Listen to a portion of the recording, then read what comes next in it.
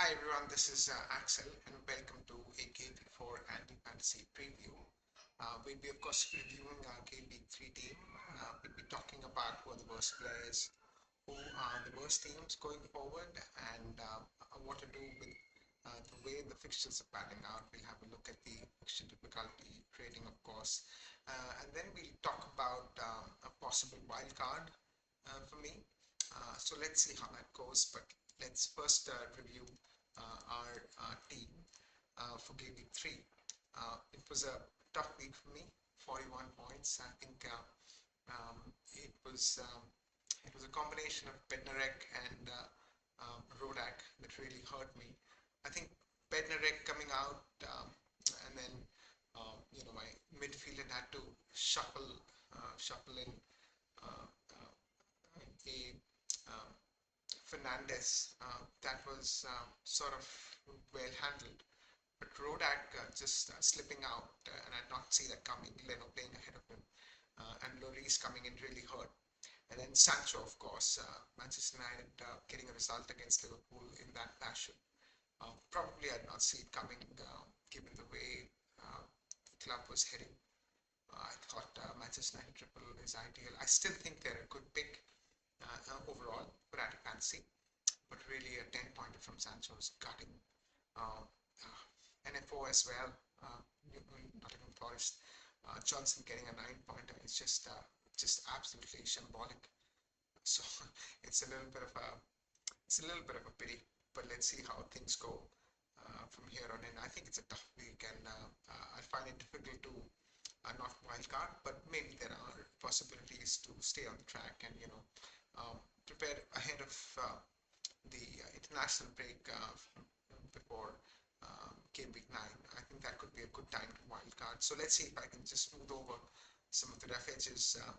Bournemouth still has a bad fixture against Man City, so let's see if I can hold on to the other players, given the way the fixtures are playing out, and we'll have to take a look. But let's just in the next line here, let's just take a look at the worst players.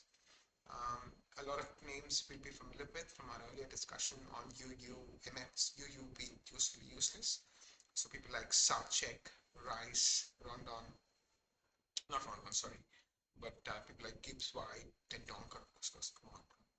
So, I mean, it's easier to select these players, but they'll not fill up value. So someone like Son, who is chunky value, and let's see how he is playing, because he's not getting enough chances. He's playing badly. Tottenham are not looking in very fluid form.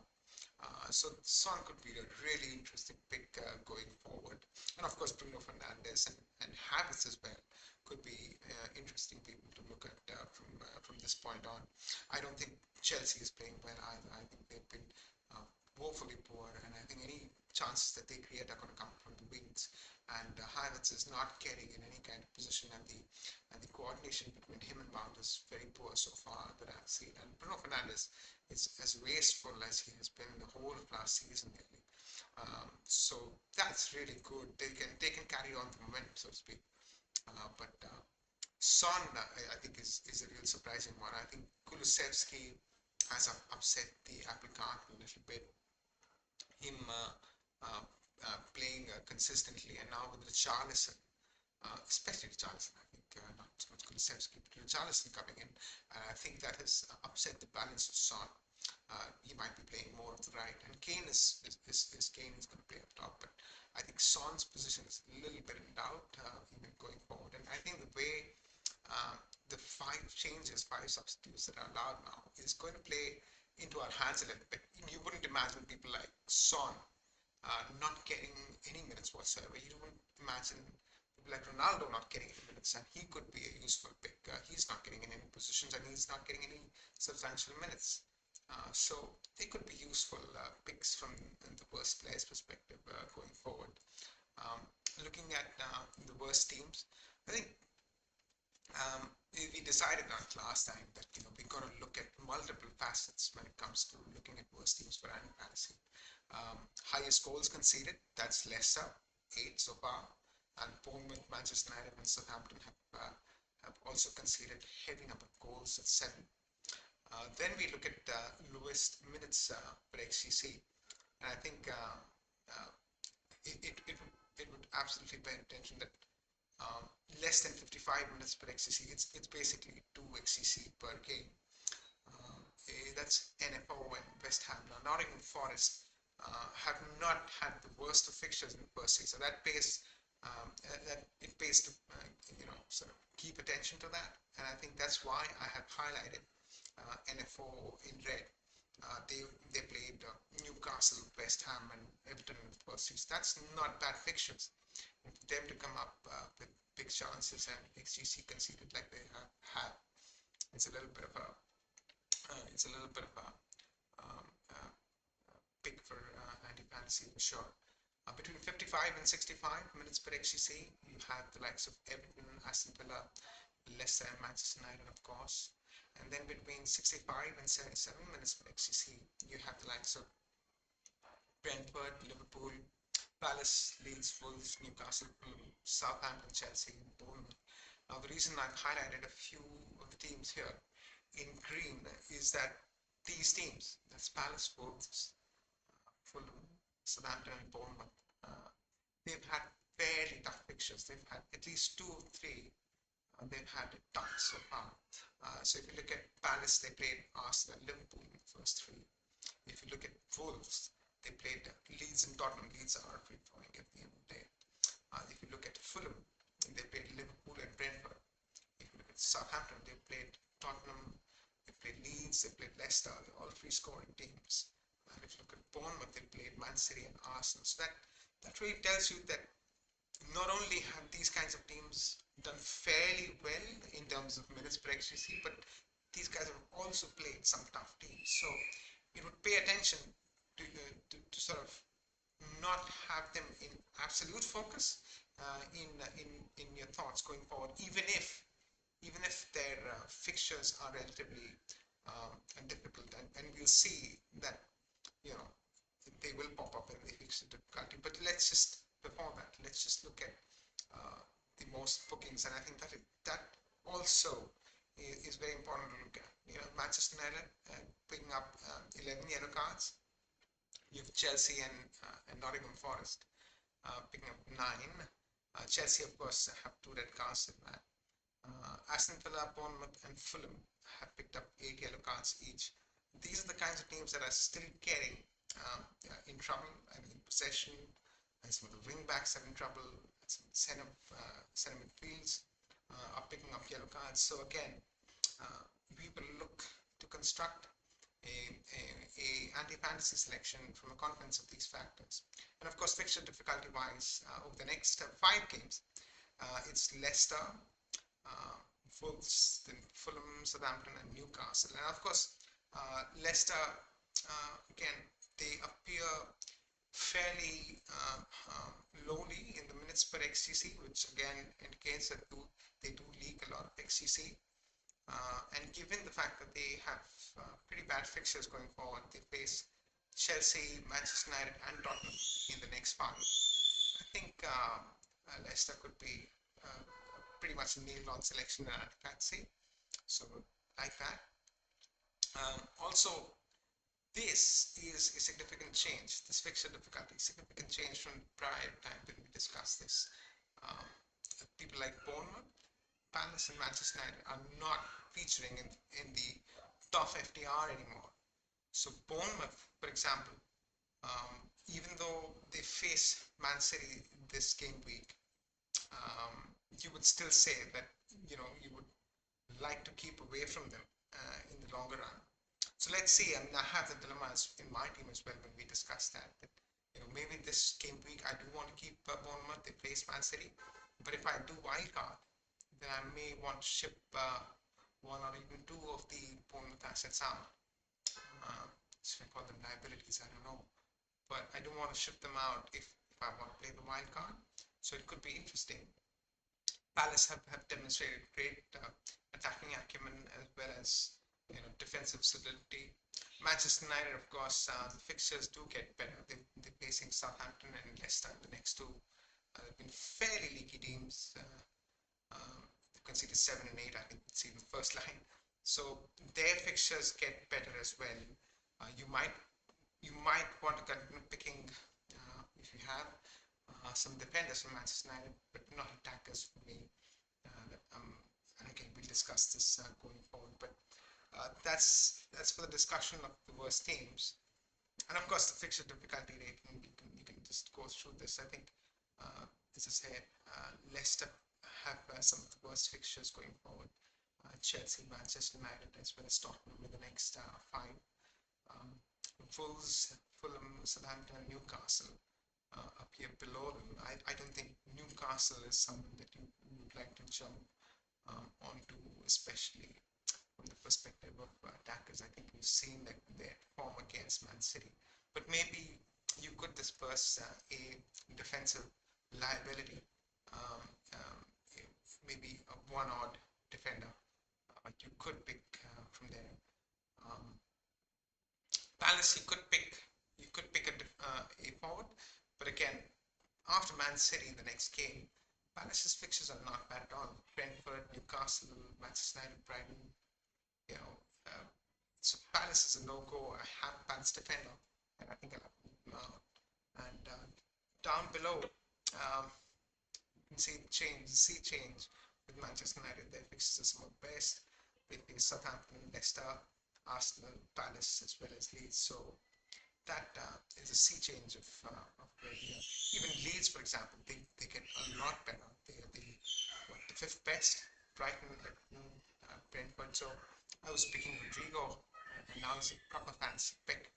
So it makes it a little difficult. So this is for the fixture difficulty rating. In the wrong train, be whip back where you belong. This is the dangerous part of fantasy, where we might want to pick a good player um, and hope that his points total goes down and his value goes down going forward if the fixtures turn. And I think Rodrigo, fixtures are pretty good. He looks to be in solid form. Josh Silva, fixtures look to be pretty good. Madison, dangerous. He's in my fantasy team, so wouldn't do that. But Adams, I might. Southampton fixtures are a little bit difficult. Um, I might look at someone like an Odegaard. I think it could be the case that he just doesn't get in those kinds of positions that he did, scoring two. But that's sort of a risky pick. I think Zaha. No one's going to go for Zaha in Andy Fantasy. He's a dangerous asset at the moment. Martinelli, no. Gundogan, no. Salah, no. Dewsbury Hall,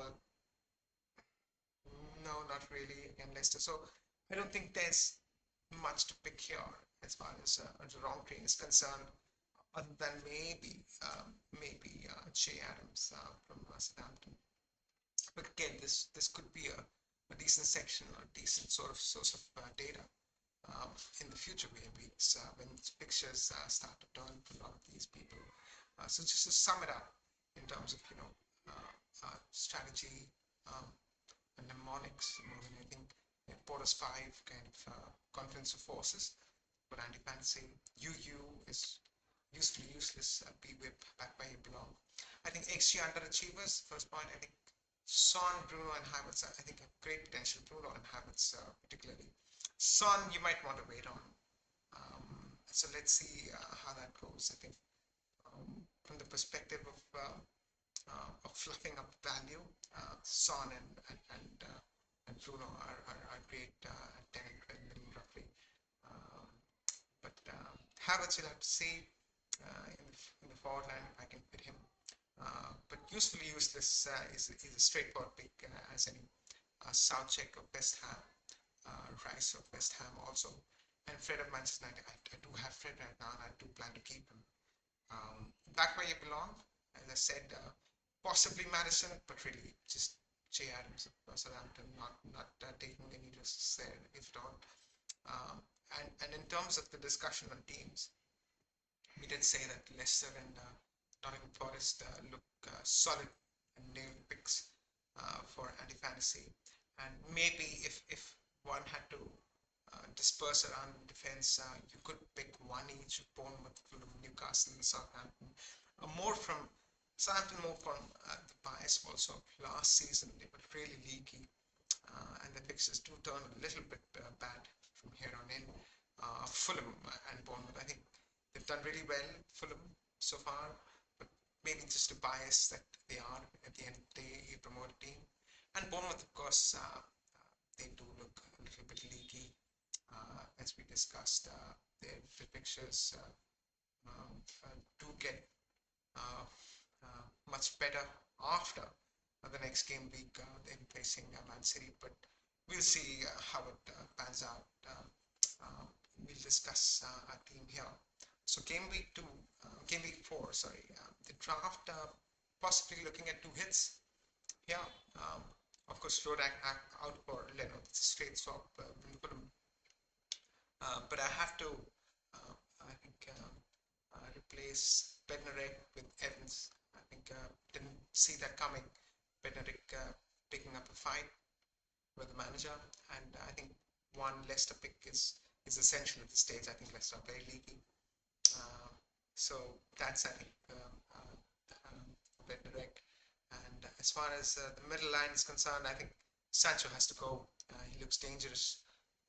He will look to score goals going forward. He seems to be a set starter. So Sancho out for Southcheck. I did say that last time I brought in Popen, and that flopped up my team value a little bit. So that allows me downgrade Sancho to Southcheck, and I still am well within the 3 million limit on the cash in bank. So I'm good there. I think this team looks good. I think the main advantage is still retaining Bournemouth assets. They're facing liabilities. They're facing Man City this week, so it seems to be a pretty good lineup. Not too much complaints from me there. I don't think Bruno will get it done. Don't think Bowen will get it done this week. So I think again, it seem to be pretty good if I go with this lineup this game week. But 2 hits, and I think captaincy will be on one opponent defenders. I don't think I've had a problem with that. But the other one, the reason why I like the wildcard is that it does set me up well. I can disperse, the Southampton assets, the Leicester assets in the back line, and I can go for Son, a rejigging of Tottenham really. Um, Kane over to Son, and replaced by Ronaldo, of course, in the forward line. And of course, I've gotten Havertz, and this really makes it comfortable for me in the cash and bank perspective. And 1.7, so that's not a problem. I have made selections here very carefully. For example, it's not just a random Southampton asset. These are assets that have started to 70 minutes. They have played to 70 minutes, I mean, and their disciplinary record is as bad as it can be within the set of selections. So Sarasu, for example, had the worst disciplinary record. He started all the minutes, all the games, and he played all the minutes. That's why I selected him within the Southampton pool. I think I'll be pretty happy with this, but I just wish that I could continue to plug away with Bournemouth. I wish Bournemouth continue to have bad fixtures, but they don't. That means I might have to, book in a transfer next game week. I have replaced in this one, which I should highlight, Smith for Mayfam, who has the worst disciplinary record within the starting Bournemouth defender. So I do feel good about this wild card, but I don't know. I mean, I think I'm undecided, very frankly. So let's see how that goes. I mean, it is what it is. So do join up. I mean, there's still a huge case to be made. If you're playing fantasy and if you're not liking it, not enjoying it, come on to the dark side. Anti-fantasy is brilliant. We have some of the worst players ever. Join our Discord server. The league code is right there. Don't join with the main team, of course, if you still want to play the regular fantasy play. But if you don't want to, feel free. The deadline is the same as FPL. That's Saturday 11 British Standard Time. The Discord link is right there. Like, share, and subscribe. I hope you enjoy the content. I certainly am enjoying it. I think This is an experiment for me, much to enjoy myself, and do comment. See if I can answer them. I think I should look at the comments more often. But really, like, share, and subscribe, and stay tuned for more. See you around pretty soon.